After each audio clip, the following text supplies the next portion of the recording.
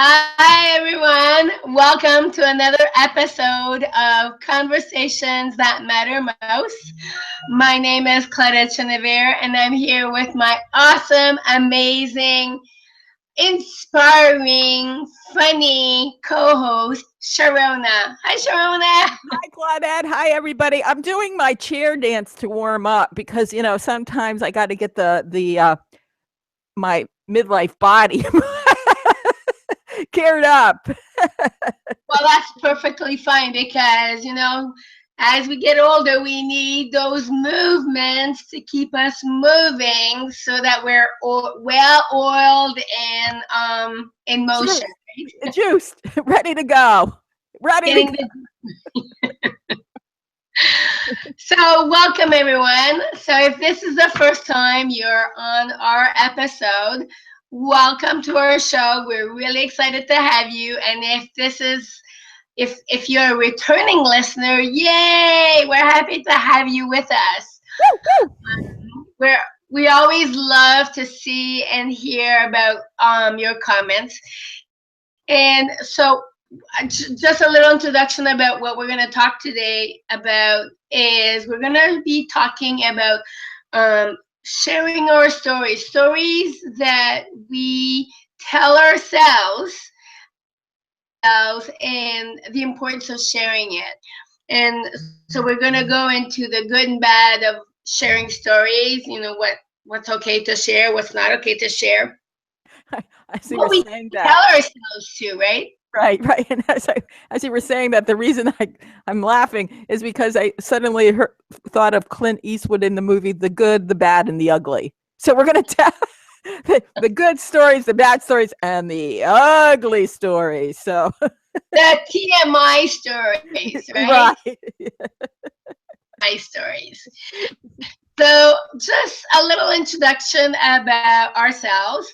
So, again, as I said, my name is Claudette Chenevier, and I'm known as the Stepmom Coach. And I work with stepmoms in case you're wondering what Stepmom Coach does. So I work with stepmoms, and I help them go from surviving to thriving one step at a time, and helping them build stronger and healthier relationships within the step family. Now, Sharona here is my wonderful co host, and I'll let Sharona share what she does. So, Sharona, what is it that you do? Well, besides being a free radical and a troublemaker, I also I am known as this midlife women dancing with change specialist. So all I'm about working with midlife women who may be at that crossroads of trying of figuring out, what's working, what's not working, what do I want to do next as I continue on this journey of life. And I it's really for about thriving wholeheartedly in body, mind, and spirit, and in integrating a life that actually empowers us as midlife women as we go forward. um, and looking at, like, today, what we're going to talk about is what is it that I've been holding on to that is no longer grooving with me, and what can I let go of, and what do I want to keep as a tool or a technique as I go forward in time. And so that's why I thought this, when Claudette and I were talking on Monday, during our business calls, we or what are we, our brainstorming Campaign. mashup. Yeah, mashup. Brainstorming mashup. I was thinking about the stories that I tell myself, and some of these stories we call the old tapes. I sometimes call it, I have decided affectionately call them the inner meanie. But whatever you want to do is, and then I started thinking, do we ever as women fact check our own stories? Do we ever just say, wait, hold on, is this, and I think you were talking a little bit about this, Claudette, about by Byron Katie. right? She has this wonderful way of, as you said, Sharona, fact checking, where we tell ourselves these stories about who we are, and if I'm thinking of stepmoms, and maybe you, Sharona, you're thinking about maybe midlife women talking about where they are in life. And so if I think about stepmoms, sometimes stepmoms will say, well, I'm not a real mom, or I don't feel valued, I don't feel appreciated. So those are stories we tend to tell ourselves. And and then, as you said, Sharona, is like, do we actually take the time to do some fact checking? Fact checking. If I think of Byron Katie, one of the things she says to ask yourself is this true? And then, is this really true? Right? Right. Because sometimes we tend to say, well, yeah, it is true. This is how I'm feeling. And then, well, ask yourself, is this really true? Like, really true? And then a third question is, who would you be without this story? Right? And I think that is very powerful, because we tell our stories about ourselves to illustrate who we are, or who we want to be. What are your thoughts on that, Sharona? Yeah, and and as you were asking those questions, a couple questions came up for me, as and that's why I love these our episodes of Conversations That Matter Most, because just a reminder, we don't script this.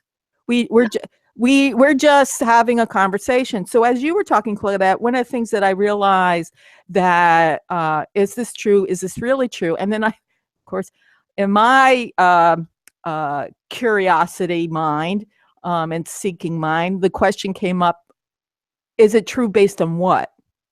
What is Wow. what's the evidence that you're basing it on? And by whose truth?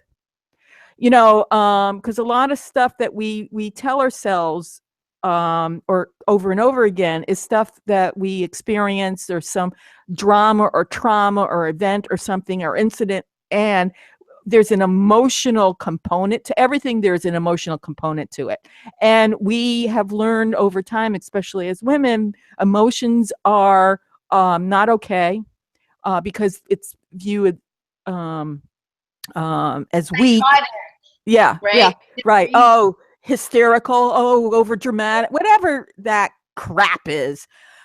So what we do is we disengage from the emotion, but then we hold on to the story, because we're trying to go deeper into that emotion, but we keep skirting. We don't go deep enough.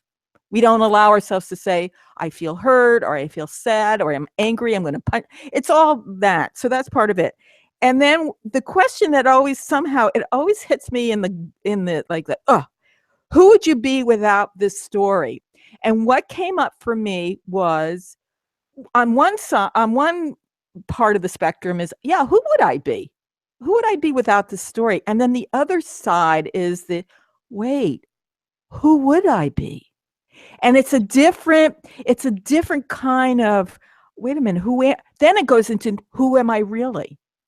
Yep, exactly. And I think part of change and transition and transformation, because that's what we're, at least I know for me, that dealing, working with midlife women, we're talking about change and emotional impact, and that one of the things is, I think that's part of the fear of not knowing who I'll be on the other side, and I won't know the rules of engagement on the other side.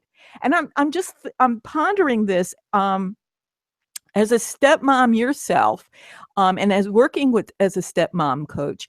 I'm wondering, is that something that would, that plays into a lot, like that feeling of, you're not, I don't feel like a real mom, or or when the offspring say, you're not my real mom. How do you navigate through that a little bit? And What's the story you can tell that has a different ending? And I love what you just shared. If I can go back just a little bit to, the rules of engagements and not understanding, that who would I be in this story? And it's true, right? We need to go deeper. And I think when we go deeper, sometimes we're afraid of the hurt, Mm-hmm. the rejection that comes up from asking ourselves, who would I be really this was a different story? Or without this story of I'm not the real mom, or I'm just a stepmom. And one of the things that I do with stepmoms is, first of all, more than just one identity. Being a stepmom is just one of the many we are. We are a woman. We are a wife, a girlfriend, a partner. Some are moms, some are not moms. We could be jobs, like you could be in nursing, social work, you could be in construction, an engineer, a doctor. We are all of those things. We are not just one thing.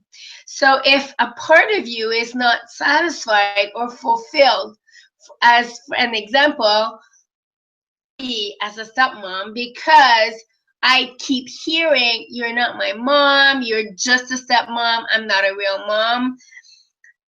If you look at this is just one piece of who you are. And because it hurts a lot, we tend to either focus just on that story and forget all the other things of who we are and our successes and how great we are in other areas, and we focus on what's not working, and that keeps us stuck in that story, where it prevents us from going beyond the boundaries of that story to explore other parts of ourselves, other stories that we can tell ourselves. Yeah, and it's I'm not a stepmom. I'm not even a mom. But I taught with kids. I have I've worked with children and young people, and um I always I like young people. Matter of fact, at this point, it's like my new favorite group is the millennials. I adore them. I don't know why. I like all, but okay, I have a favorite. I'm gonna say it because I know moms have favorites. I'm gonna say it, right? I don't, but so right now, millennials are my faves. So because they see the world in a very different way than I do, and I'm always curious about how they do it. And yet when I I realize to them, I am old. I am old, and no, I don't know how to do everything on Twitter and all that, and on Snapchat, don't know what that is. But the thing is, I what I it's interesting. There is what I think what's interesting for me working with women and step women right now is that we don't give ourselves permission to be all of us. We keep doing something to mold ourselves in what we think society and what the culture and what our family structure wants us to be. So one of the things is, as I work through this, is to go, so how do we find our real selves, our true selves, and integrate all those little all those facets of ourselves? Because no matter whatever your stepmom, a free agent, a construction worker, no, a teacher, a taxi driver, uh, a doctor, a engineer, whatever, an astronaut, whatever that is.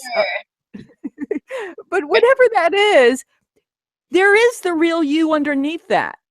And how and as I'm one of the things as I work with women and as we explore who we are, the question comes in is we need our stories, all of them, and all the emotions to go into then what's underneath all this? What's the core of who I am?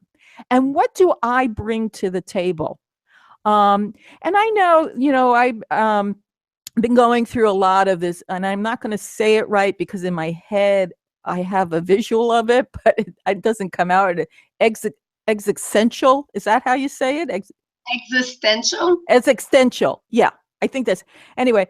I don't, this is why I make up my own words because I sometimes don't say words the way they are supposed to be said because I every time I hear that word, I think of a hard-boiled egg. Go figure. Anyway, I still existential. There you go, existential. When I was a kid, the word that I had a trouble with was statistics and enough. I don't know why. Somehow those words didn't feel right in my mouth. I have to think about it before I say it. And as I was going through this, one of my stories is that, I'm not good enough. I have nothing to offer. There are people much smarter than I am. And part of that comes from living all my life with dyslexia. I had to get very, very, very clever on how I learn things. I don't learn through reading. I learn from experiencing and listening to others.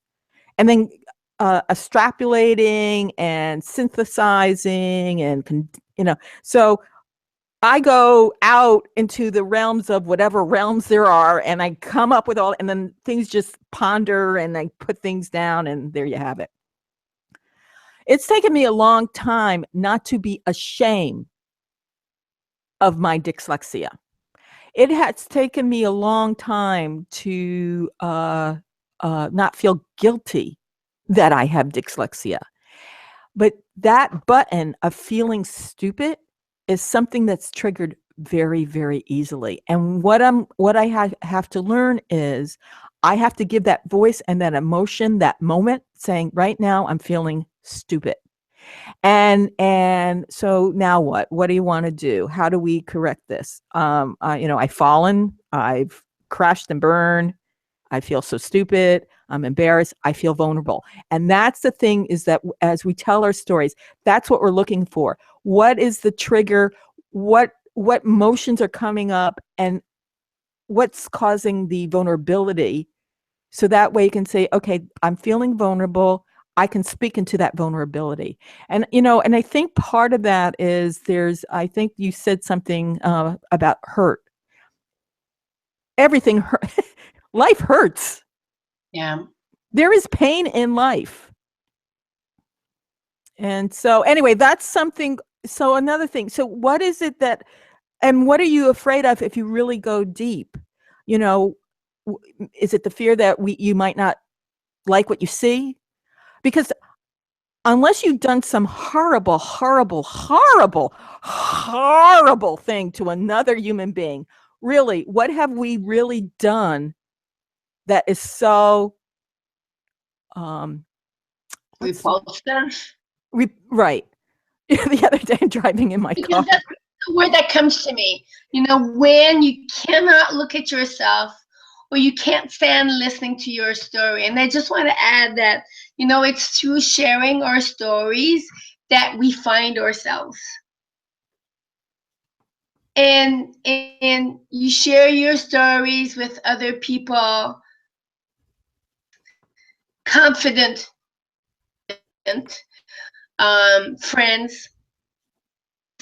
But as you were sharing, I'm thinking, don't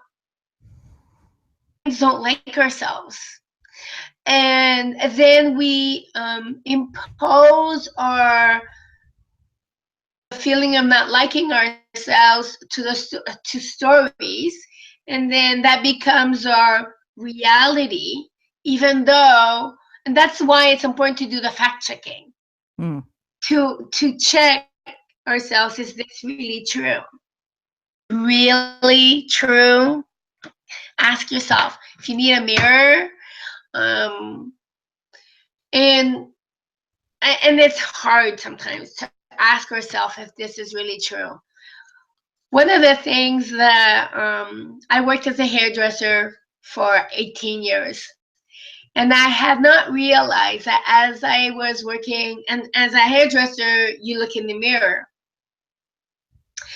And I hadn't realized that like looking at myself in the mirror.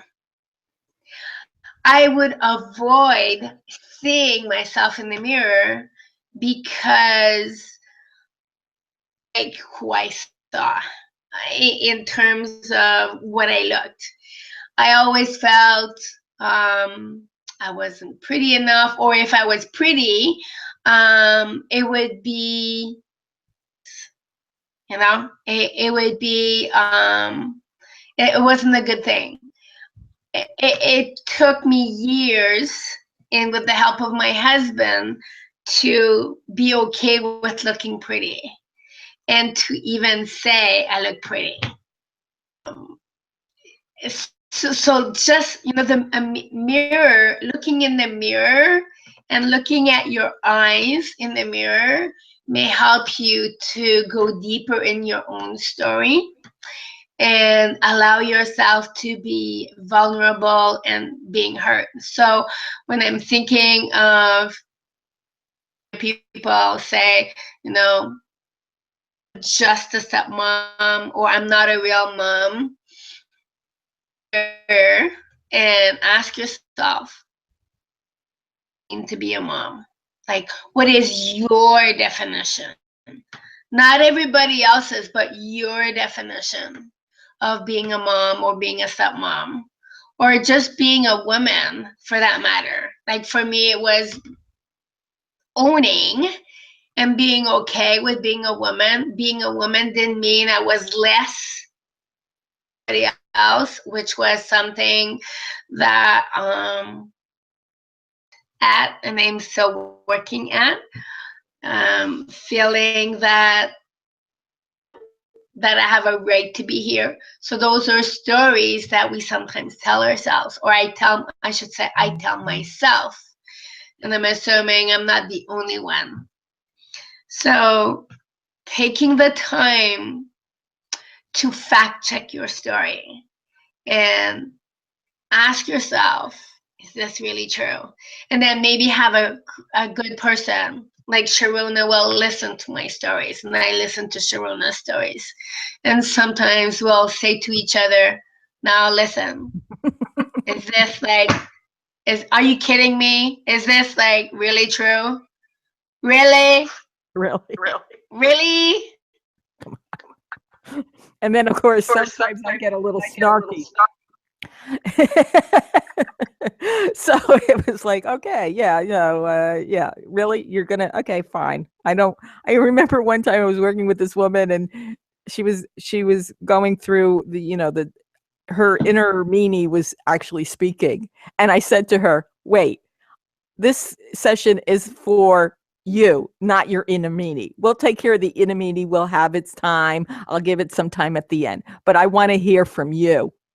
And she said, I called it something down, I called it something else at the time, but anyway, she started laughing, and she goes, oh, okay. And I go, and that's sometimes we need, is to have that story told out loud, so that way somebody else witnesses, and then they can help us fact check a little bit. They can help us go through. And here's the thing is, and I've learned this recently, our memory is very shady. We'll remember, you can have the same experience, be in the same room as something is happening. That's why eyewitnesses come up with all different stories, because we're all looking through our reality, whatever that reality is in the moment, and we're picking up things. But here's the thing is that, so sometimes you need someone outside of you if it's a story that you keep saying over and over again and you're getting no relief. So yes, is this true? Is it really true? Is it really, really, really true? What evidence do you have for the truth? And what is the truth based on? And then the other thing that I would as we're going through, and I like to go back about being a woman. And I like the fact that you, Claudette, you said you get to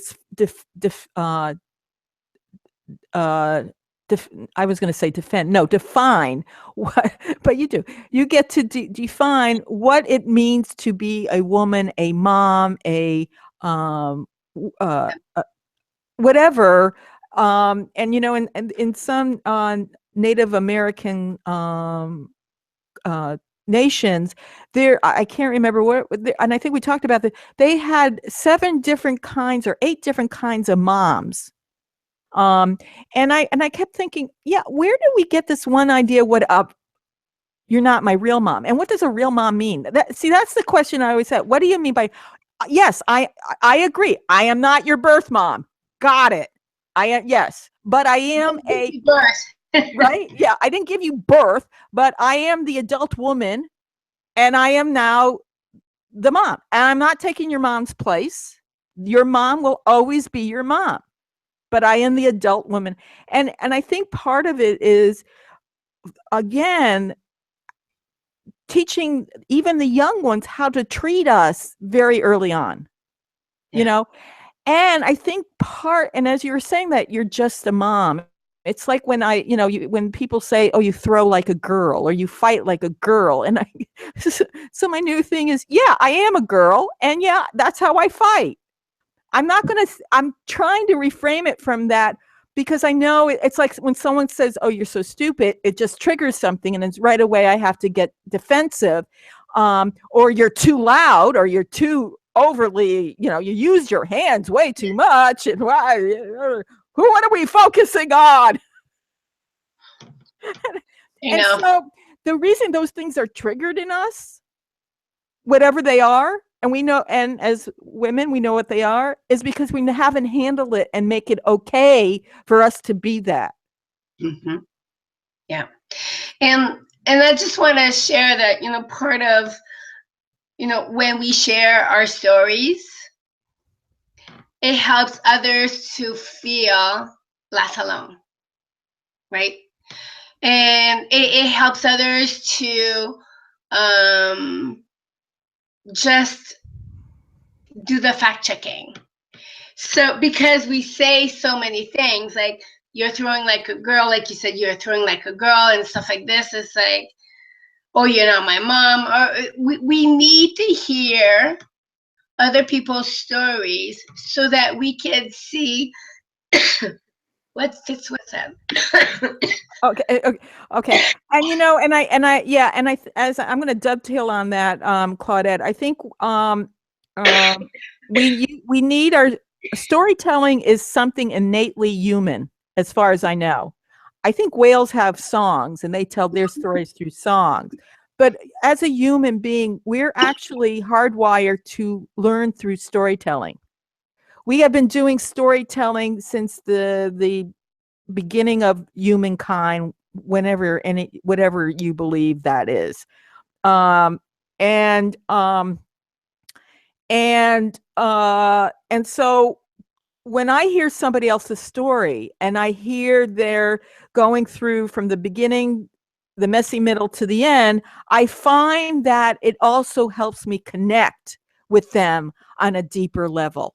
So when someone is telling their story, I'm listening because I'm hearing, one, like you said, we're not alone. 2, I'm now connecting on a emotional, heartfelt, I'm gathering information about how to be a human being and to live in another reality, because your reality and my reality is 2 very different realities, and yet there's common things through these realities, being a human being and being a woman. Yeah. And you could be self-identified as a woman, you can be a trans woman, whatever you call a woman, that is how you identify yourself. There is some commonalities. Yeah. Well, one of the commonalities is being a human being. Like, right? Let's start with being the most basic one. We're a human being. And then from there, we have categories, and we're into different areas.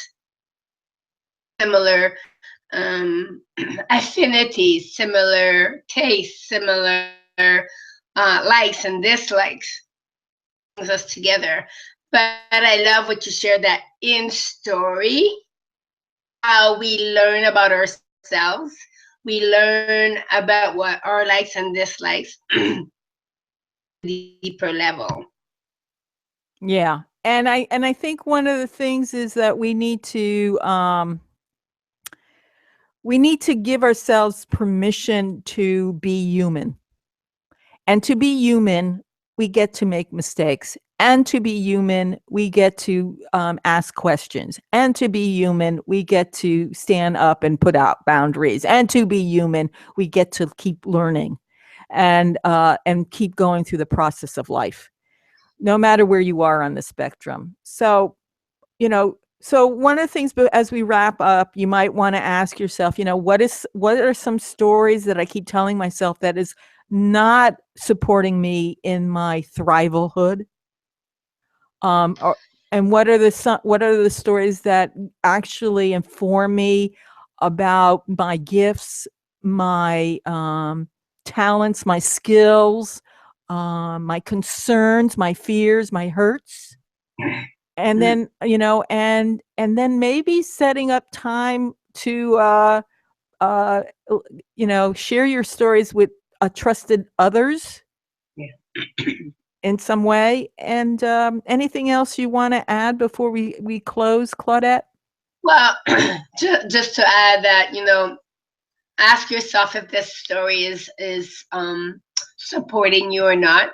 If you should let it go. Sometimes some stories we need to reframe or let it go because it's not serving a purpose. And really ask yourself, what's the purpose behind the story? Is it helping me or not? And Can I basically, yeah. yeah, can I just add one thing? I know we're going to wrap up, but I have a quick little story. Okay. I don't know if any of you saw this movie many, many, many, many years ago called Silence of the Lamb.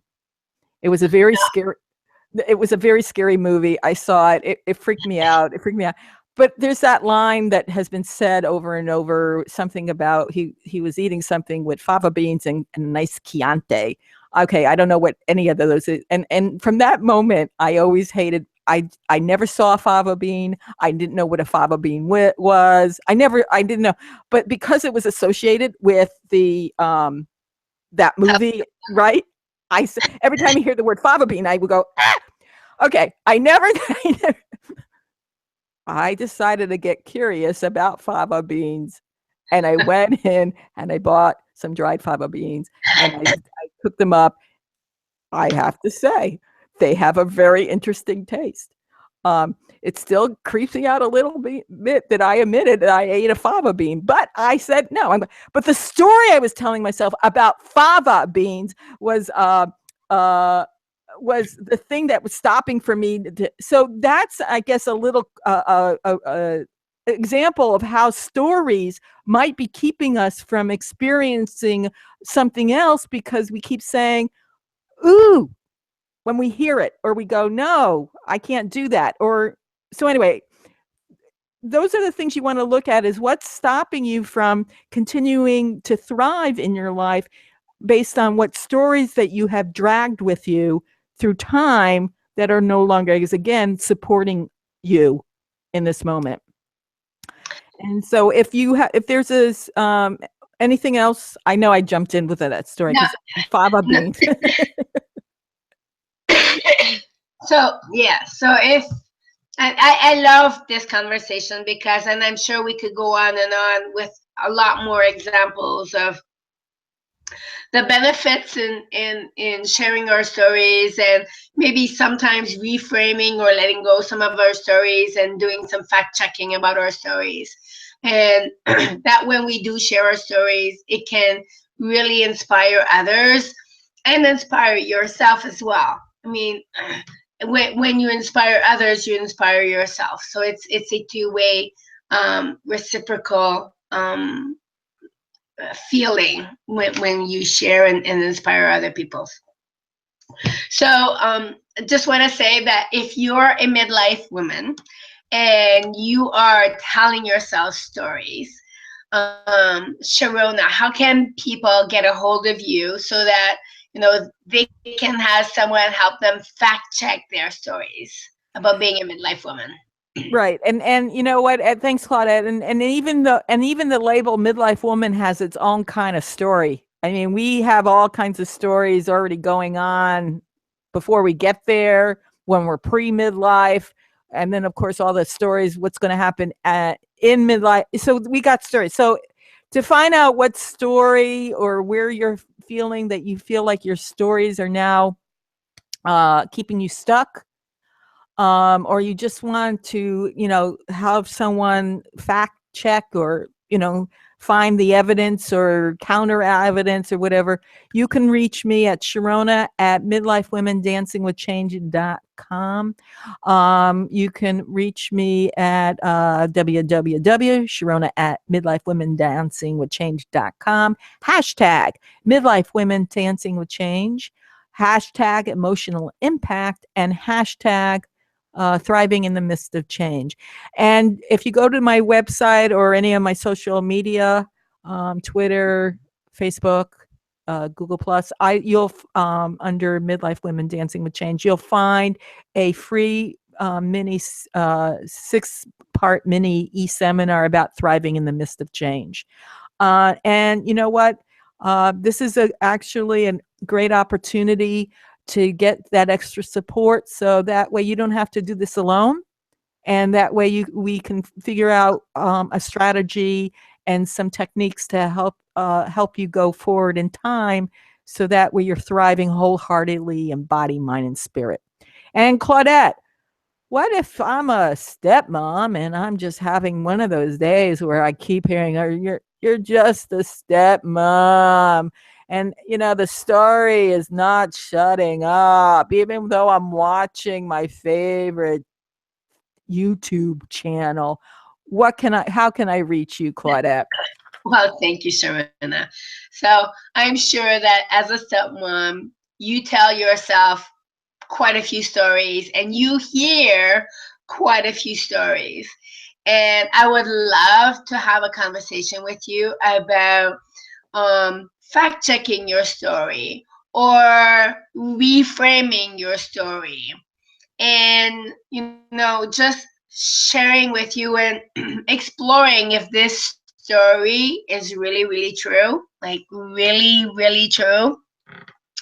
So if you're interested in making those changes and moving forward and going from surviving to thriving as a stepmom, you can reach me at Claudette at stepmomcoach.com. My website is stepmomcoach.com, and my hashtags are hashtag stepmomcoach, hashtag stepmomwisdom. You can find me all over on social media. Similar to Sharona, I do have some e-courses that I offer. So you can look on my website under programs, and there's 6 great e-courses that will help you frame some of your stories that you're sharing and telling. Thing is, if you love this episode, if you loved what we shared, please let us know what you think. Subscribe to our channel. Share it with your friends. We love hearing it from you. And it actually inspires us to hear your stories so that we can share more of our wisdom and experience and expertise with you as well. Anything you want to add? Yeah, and the other thing too is, if you want to share a story, or you want to share this with friends, again, subscribe. But also we just put up a Facebook page called Conversations That Matter Most. And we have a Twitter account. It's called Thriven, THRIVEN Matters. So at Thriven Matters, you can click on that, and then we can share. You can share your stories there. Anyway, those are just some other things, because we want to know how this, um, if you want to listen to it again, take note and paper, and then maybe put some of these things into practice and let us know how it went. Yeah, Do a little definitely. experiment. Yeah. Anyway, those are my final thoughts. Thank you, Sharona. I had forgotten about our Facebook page and our Twitter page. So thank you for reminding us.